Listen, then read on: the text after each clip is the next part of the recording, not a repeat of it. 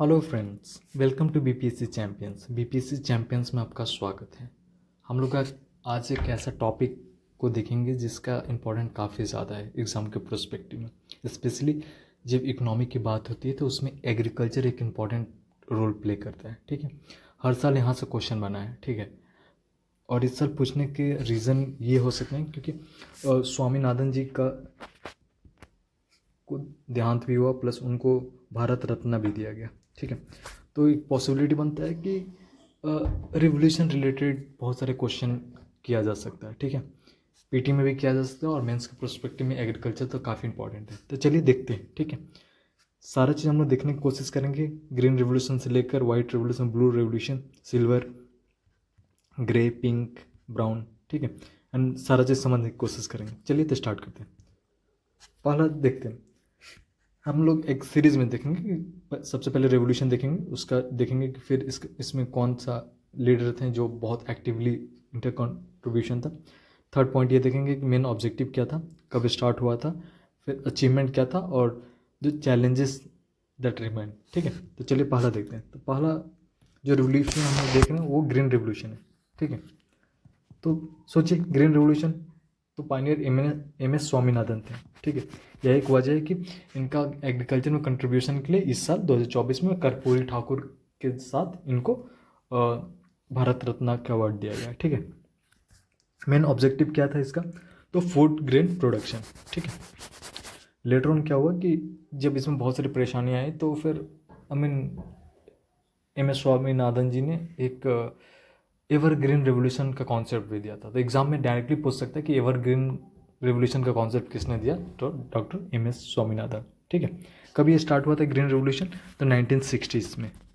ठीक है, अचीवमेंट इसका क्या था, तो boost the grain food grain yield. ठीक है, एंड चैलेंजेस क्या था, sustainable water and land use. ठीक, जो चैलेंजेस अभी भी हैं। ठीक है, आप देख सकते हैं कि जो एरिया में एग्रीकल्चर ग्रीन रिवोल्यूशन अप्लाई हुआ था, स्पेशली जहाँ सबसे ज़्यादा यील्ड निकाला गया, जैसे हरियाणा हो गया, पंजाब हो गया, तो अभी वो एक डेजर्टिफिकेशन की तरफ कंसिडर किया जा रहा है। वहाँ का ग्राउंड लेवल का जो ग्राउंड टेबल जो वाटर था वो बहुत नीचे जा चुका है। ठीक है, तो एक क्राइसिस की तरफ बढ़ रहा है। दैट इज द रीज़न, ये सारा क्राइसिस को मद्देनजर रखते हुए एम एस स्वामीनाथन ने ये कंसेप्ट दिया था एवरग्रीन रेवोल्यूशन का। तो क्लियर है, आपको बेसिकली मालूम होना चाहिए कि ग्रीन रेवोल्यूशन कौन स्टार्ट किया था, तो एम एस स्वामीनाथन। ठीक है, फूड क्राइसिस को टैकल किया गया था 1960 में। ठीक है, चलिए अगला देखते हैं, वाइट रेवोल्यूशन पर फोकस करते हैं।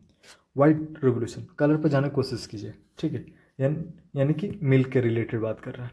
ठीक है, क्लियर है, तो चलिए देखते हैं तो इसका कौन लीडर थे जो पायनियर थे, तो वर्गीस कुरियन। ठीक है, इसमें क्या फोकस किया गया, मेन ऑब्जेक्टिव क्या था, तो मिल्क प्रोडक्शन पर। कब स्टार्ट किया गया, तो ग्रीन रेवोल्यूशन 60 में हुआ था एंड वाइट रेवोल्यूशन 70 में हुआ था। ठीक है, बेसिकली इसमें क्या हुआ, तो अचीवमेंट क्या था कि हायर मिल्क प्रोडक्शन। यही आप देख सकते हैं कि India the largest one of the country which produce the large amount of the milk. ठीक है, प्रोडक्टिविटी दो हमारे पास कम है, बट हमारे पास लार्ज बेस होने की वजह से हम ज़्यादा मिल्क को प्रोड्यूस करते हैं। ठीक है, और इसमें अभी चैलेंज क्या है, ensuring fair and return for the dairy farmers. अगला देखते हैं ब्लू रेवोल्यूशन। ठीक है, तो ब्लू रेवोल्यूशन देखा जाए तो ये फिशरीज से रिलेटेड है। अभी आजकल देखेंगे कि present government and state government, central government, सारा गवर्नमेंट एक तरफ फोकस कर रहा है कि जो पीएम मत्स्य योजना है उस पर फोकस किया जाए, सो दैट जो फिश प्रोडक्शन है उसको इंक्रीज किया जाए। And we know that fish production is allied part of the agriculture, and हमें मालूम है कि एग्रीकल्चर एंड अलाइड एक्सपोर्ट मामले में हम लोग बहुत ज़्यादा एक्टिव है इंडिया। ठीक है, तो इसका पायनियर कौन था, तो डॉक्टर अरुण कृष्णन। ठीक है, ये भी कब स्टार्ट हुआ, तो 1970s में। ठीक है, increase the fish production. Clear है, over fishing and coastal habitation degradation इसका एक चैलेंज है। ठीक है, let's move to the next question, yellow revolution. ठीक है, तो येलो रेवोल्यूशन का देखा था तो सैम पित्रोदा। ठीक है, इसका पायनियर थे। येलो रेवोल्यूशन किस चीज़ से रिलेटेड है, तो ऑयल सीड से रिलेटेड प्रोडक्शन। ठीक है, मस्टर्ड एंड दिस सनफ्लावर। तो जैसे ऑयल कैसा होता है, येलो कलर का मैक्सिमम देखा जाए तो एक येलोइश कलर होता है। ठीक है, तो ऐसे रिमेंबर करने के लिए आप बना सकते हैं। तो लेटर 80s में स्टार्ट हुआ था। ठीक है, boost the oil seed production. ठीक है, इनहेंसिंग प्रोडक्टिविटी एंड सस्टेनेबिलिटी अभी प्रेजेंट चैलेंज। आप देख रहे होंगे प्रेजेंट गवर्नमेंट भी बहुत सारा इनिशिएटिव ले रहा है सो दैट कि जो ऑयल प्रोडक्शन है, ठीक है, क्योंकि हम लोग बहुत सारे एडिबल ऑयल हम लोग बाहर की कंट्री लाइक इंडोनेशिया से मंगाते हैं, मलेशिया से मंगाते हैं, ठीक है। तो पॉइंट है कि इस पर ज़्यादा फोकस किया जा रहा है, येलो रेवोल्यूशन। तो आपको बेसिकली याद होना चाहिए कि oil revolution Sam Pitroda and the oil production से रिलेटेड है, 1980s में हुआ था। चलिए अगला देखते हैं। अगला देखते हैं सिल्वर रिवोल्यूशन के बारे में, ठीक है। तो सिल्वर रिवोल्यूशन किस चीज़ से रिलेटेड है? तो इसका पायनियर ये कंसिडर किया जाता है इंदिरा गांधी जी को, ठीक है। और इस किस चीज़ से रिलेटेड है? तो बेसिकली एक प्रोडक्शन की बात कर रहा था, ठीक है, क्लियर है। एड प्रोडक्शन यानी कि पोल्ट्री प्रोडक्शन से रिलेटेड है। तो कब स्टार्ट हुआ था? 1980s, क्योंकि उसी टाइम इंदिरा गांधी का बहुत ज़्यादा एक्टिव थी, ठीक है। Expansion of the egg and poultry industry, ठीक है। अभी इसका चैलेंजेस क्या है? तो disease management and the animal welfare, ठीक है, वेलफेयर, ठीक है। Let's move to the next 6th number observe कीजिए, ग्रे रेवोल्यूशन। तो ग्रे रेवोल्यूशन किस चीज़ से रिलेटेड है? तो ग्रे फर्टिलाइजर को जब आप देखिएगा तो एक ग्रेइश टाइप का होता है, ठीक है, प्योर वाइट नहीं होता, ग्रेइश टाइप होता है, ठीक है। तो ये फर्टिलाइजर से रिलेटेड है, ठीक है। कब हुआ था? तो 1970s में, ठीक है। सिंपल सा बात है। ग्रीन रिवोल्यूशन कब हुआ था? 1960। तो ये ज़रूरी था कि यार ग्रीन रिवोल्यूशन होगा। उसमें क्या था कि ग्रीन रिवोल्यूशन में हाइब्रिड सीड यूज़ किया जा रहा था, हाइब्रिड, ठीक है।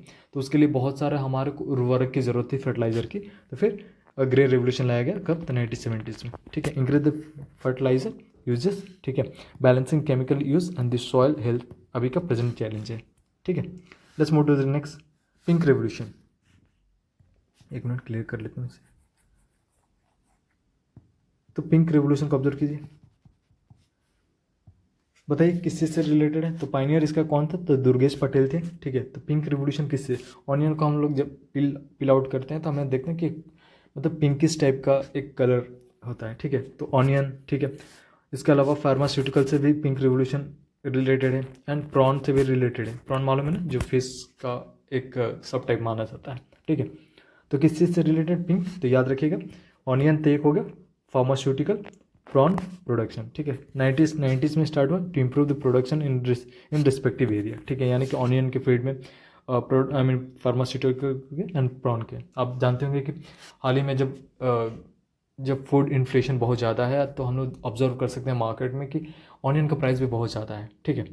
तो याद रखिएगा पिंक रेवोल्यूशन ऑनियन से रिलेटेड है। अभी प्रेजेंट में क्या इशू चल रहे हैं? तो quality control, market and market fluctuation, ठीक है। चलिए अगला देखते हैं ब्राउन रेवोल्यूशन के बारे में।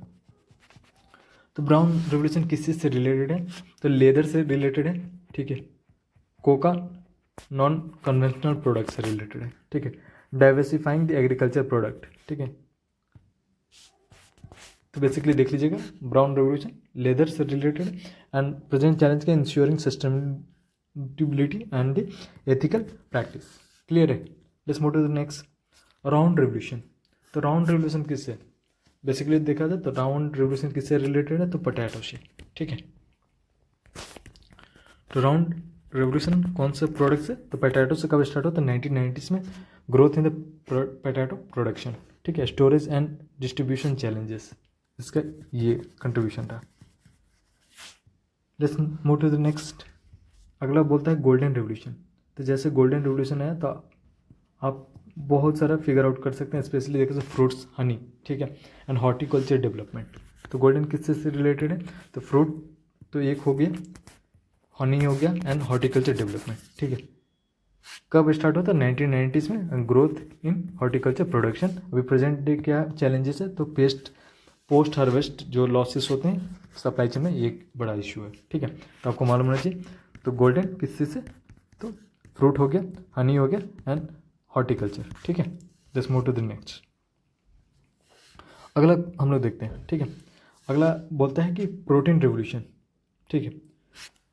तो प्रोटीन रिवोल्यूशन बेसिकली देखा जाए तो ये कॉइन जो भी ये टर्म था प्रोटीन रिवोल्यूशन, इसमें नरेंद्र मोदी एंड जो अरुण जेटली जी थे उनका कंट्रीब्यूशन था, ठीक है। तो बेसिकली दिख रहा है higher production through the technology. तो ये इसका ऑब्जेक्टिव है कि जो भी टेक्नोलॉजी, बिकॉज जब हम लोग अभी इंडस्ट्रियल रिवोल्यूशन 4.0 की बात कर रहे हैं तो इसमें टेक्नोलॉजी को बहुत ज़्यादा यूज़ किया जा रहा है, ठीक है। तो इस प्रोडक्शन में ये है कि जो भी है एग्रीकल्चर का हम प्रोडक्टिविटी है उसको इन्हेंस करेंगे, उसमें प्रोडक्टिविटी लाएंगे, ठीक है। बहुत सारा टेक्नोलॉजी यूज़ करेंगे, फॉर एग्जांपल एआई को यूज़ करेंगे, ठीक है। ड्रोन टेक्नोलॉजी को यूज़ करेंगे for the efficiency purpose. Take example irrigation के लिए हम लोग ड्रिप इरिगेशन की बातें कर रहे हैं, ठीक है। तो उसके रिलेटेड है, ठीक है। कब पॉइंट किया था तो 2020 में, ठीक है। अगला ये है कि इंक्रीज फूड प्रोडक्शन, ठीक है। प्रेजेंट इसका चैलेंजेस क्या है, तो ensuring equitable access of the technology, ये एक चैलेंज हो सकता है। जो आप एग्रीकल्चर का जब मेंस वाला क्वेश्चन आएगा तो उसमें फार्मर के पास बहुत सारे चैलेंजेस हैं, ठीक है। और उसमें से एक आप अलग पर्सपेक्टिव दे सकते हैं कि इसमें एक टेक्नोलॉजिकल भी चैलेंज है कि नॉट एवरी फार्मर, जो भी स्पेशली हमारे 86% of the small and farmer marginalise farmer हैं, उनको टेक्नोलॉजी का एक्सेस नहीं है, ठीक है। तो चलिए अगला देखते हैं। अगला बोलता है कि सिल्वर फाइबर रिवोल्यूशन, ठीक है। तो बताइए किस चीज़ से रिलेटेड है, तो silver fibre revolution cotton production से रिलेटेड है, ठीक है। Enhance the cotton yield and quality, इसका मतलब ये अचीवमेंट है। एंड पेस्ट रेसिस्टेंट इसका चैलेंज है। जब अब कॉटन आ गया तो अब आपको क्या करना है, साइंस से इसको रिलेट कीजिए, बीटी कॉटन, ठीक है। क्लियर है। चलिए आगे देखते हैं, नेक्स्ट क्वेश्चन देखते हैं। रेड रेवोल्यूशन किस चीज़ से रिलेटेड है, तो विशाल तिवारी इसको प्रमोट किए, ठीक है। तो रेड रेवोल्यूशन बेसिकली देखा जाए तो ये किस चीज़ से रिलेटेड है, तो ये मीट प्रोडक्शन से रिलेटेड है, ठीक है। मीट प्रोडक्शन, टमाटो प्रोडक्शन से, दो चीज़ से। रेड किससे, तो मीट हो गया एंड टमाटो, क्लियर है। Increase in meat production and tomato production, quality assurance and resource uses अभी का प्रेजेंट चैलेंज है, ठीक है। तो आपको बेसिकली याद होना चाहिए कि रेड रिवोल्यूशन किस से रिलेटेड है, तो मीट एंड टमाटो। चलिए तो नेक्स्ट चलते हैं, ब्लैक रेवोल्यूशन पर देखते हैं। तो ब्लैक रेवोल्यूशन किस से रिलेटेड है, तो ये पेट्रोलियम प्रोडक्शन से रिलेटेड है, ठीक है। Reduce the dependency on the imports, इसका अचीवमेंट मतलब टारगेट यही सेट किया गया कि यदि हम पेट्रोलियम को प्रोड्यूस लार्ज अमाउंट में करने लगेंगे तो हम स्लोली एंड स्टेडली क्या करेंगे, तो reduce the dependency on the imports, ठीक है। दैट इज द रीज़न हम लोग आजकल ये देख रहे हैं कि after the formation of the international solar alliance, India is actively taking part so that the loss many energy we can create with the help of the renewable energy, ठीक है। इसमें क्या है कि मैनेजिंग इन्वायरमेंटल इम्पैक्ट एक present challenge है। Evergreen revolution, ठीक है। एवरग्रीन रिवोल्यूशन, ठीक है, इंटीग्रेटेड ऑफ इकोलॉजिकल प्रिंसिपल, ठीक है। बेसिकली देखा जाए तो जो ग्रीन रिवोल्यूशन था, तो ग्रीन रिवोल्यूशन में प्रोडक्शन तो बहुत ज़्यादा हुआ, फूड प्रोडक्शन बहुत ज़्यादा था, मगर क्या हुआ कि इकोलॉजिकल जो फूड प्रिंट था वो बहुत इम्पैक्ट हुआ, ठीक है। तो जैसे इकोलॉजिकल इम्पैक्ट हुआ तो इसी को एड्रेस करने के लिए, मतलब फूड भी हमारा वो है मगर इकोलॉजी के साथ हम बैलेंस भी बना के चले, तो हमें MS स्वामीनाथन जी ने एक टर्म दिया, कौन, एवरग्रीन रिवोल्यूशन का, ठीक है। क्लियर है। Improve the sustainability in the agriculture, ठीक है। अभी प्रेजेंट अवेयरनेस अभी क्या है challenges, the spreading awareness and adoption. Let's move to the next 16 number observe कीजिए। तो 16 नंबर ये बोलता है कि गोल्डन फाइबर रिवोल्यूशन, ऊपर क्या था एक कि सिल्वर फाइबर रिवोल्यूशन, और ये बोलता है गोल्डन फाइबर, तो गोल्डन मतलब जूट आ गया, ठीक है। Production enhance the jute production, market competition and the synthetic material, मतलब इसका प्रेजेंट चैलेंज है, ठीक है। तो टोटल 16 है, इस 16 में से चांसेस बहुत ज़्यादा हैं कि एक दो आराम से पूछ लेंगे, ठीक है, प्रीलिम्स में, क्योंकि अब तक पूछते आए हैं तो हम लोग प्रेडिक्ट भी कर सकते हैं कि there is a possibility.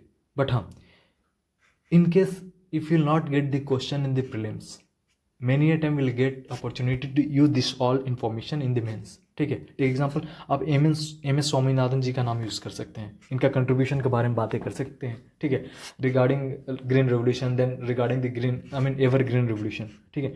White revolution में अगेन वर्गीस कुरियन जी का बात कर सकते हैं, ठीक है, कि मिल्क का प्रोडक्शन में कैसे है। PM मत्स्य योजना पर यदि कोई भी स्कीम आता है, ठीक है, कोई भी क्वेश्चन आता है तो आप उसको एक रेफरेंस में लेते हुए, ब्लू रेवोल्यूशन के रेफरेंस में लेते हुए आप उसका इंट्रोडक्शन दे सकते हैं, ठीक है। उसी प्रकार ऑयल सीड के रिलेटेड मस्टर्ड ऑयल या कोई भी ऑयल है तो आप श्याम पित्रोदा जी का नाम लेते हुए येलो रेवोल्यूशन का रेफरेंस का आंसर दे सकते हैं। उसी प्रकार जो प्रोटीन डाइट में, स्पेशली जब न्यूट्रिशनल वीक सेलिब्रेट करते हैं हम लोग सितंबर में, तो उसका यदि उस रिलेटेड एक भी क्वेश्चन आता है कि take example why the country is facing lots many I mean stunting, तो आप ना एक सिल्वर रिवोल्यूशन का बोल सकते हैं कि silver revolution which focuses more on the I mean production of large amount of the I mean egg, so eventually it will produce the egg content protein and it will address that issue. ठीक है, तो ऐसे हम लोग करके मतलब एक छोटा सा इन्फॉर्मेशन को आइदर हम लोग इंट्रोडक्शन बना सकते हैं, कंक्लूजन बना सकते हैं और बॉडी बना सकते हैं। इट्स अप टू अस कि एक लिमिटेड नॉलेज को हम कैसे यूज़ कर रहे हैं मेंस के लिए। ठीक है, तो चलिए इस वीडियो को यहीं तक रोकते हैं। Thank you, have a good day. Initiative अच्छा लगा तो please like and subscribe my channel.